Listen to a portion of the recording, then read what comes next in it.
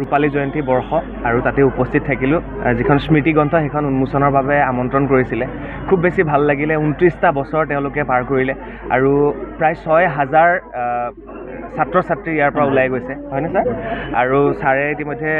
কৈছে যে মনোৰঞ্জন ভাগৱতী ছাৰে এখন জন্মৰ পৰা আজিলৈকে যিমান কষ্টৰে তেওঁলোকে এখন চলাই আছে সেয়াও তেওঁ স্বীকাৰ কৰিছে আৰু স্মৃতিগ্ৰন্থখন আচলতে স্মৃতিগ্ৰন্থ নহয় এখন ডাঙৰ কিতাপত পৰিণত হৈছে কাৰণ ৰূপালী জয়ন্তী বৰ্ষত ইমানেই অতিথি আহিছে এই বিদ্যালয়খনলৈ সকলোকে ইয়াত সম্বলিত কৰাৰ চেষ্টা কৰিছে শুভেচ্ছা জ্ঞাপন কৰিছোঁ আৰু সংগীতে আমাক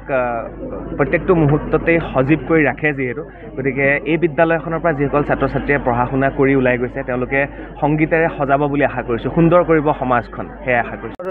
আনন্দ আৰু উল্লাহৰ দিন সমলয় সংগীত বিদ্যালয়ত আজি 29 বছৰৰ পিছত ৰূপালী জয়ন্তীৰ আয়োজন হৈছে আজি আমাৰ এখন সমলয় সৌৰভ নামৰ স্মৃতিগ্ৰন্থ উন্মোচন কৰিছে চক্ৰপাণী পৰাশৰ সাংবাদিক অসমৰ বিশিষ্ট সাংবাদিক সন্মানীয় শিল্পী কবীন্দ্ৰ দাসদেৱো আমাৰ মাজত আছে ৰাইজৰ যথেষ্ট উল্লাস আৰু উৎসাহ আমি অনুষ্ঠানটো সুন্দৰভাৱে ৰূপায়ণ কৰাত সহায় কৰাৰ বাবে আটাইকে ধন্যবাদ জনাইছোঁ আৰু গোটেই কাৰ্যসূচীতে আমাৰ আৰু সহায় সহযোগিতা আশা কৰি এই অনুষ্ঠানটোৰ দীৰ্ঘায়ু সুস্বাস্থ্যৰ বুলি কৈছোঁ দীৰ্ঘায়ু আৰু এই অনুষ্ঠানটো যাতে সমাজত এটা আৰু গতি ল'ব পাৰে তাৰ আশা ৰাখিছোঁ ৰাতিপুৱাৰ পৰা আমি 29খন পতাকা চিহ্ন পতাকা স্থাপন কৰিছিলোঁ তাৰপিছতে আমি শ্ৰদ্ধাঞ্জলি অনুষ্ঠান কৰিছোঁ আমাৰ স্মৃতিতৰ্পণ অনুষ্ঠান কৰিছোঁ নপুৰণি ছাত্ৰৰ আমাৰ সন্মিলন কৰিছোঁ এইখিনি আমাৰ আজিৰ কাৰ্যসূচী আছিল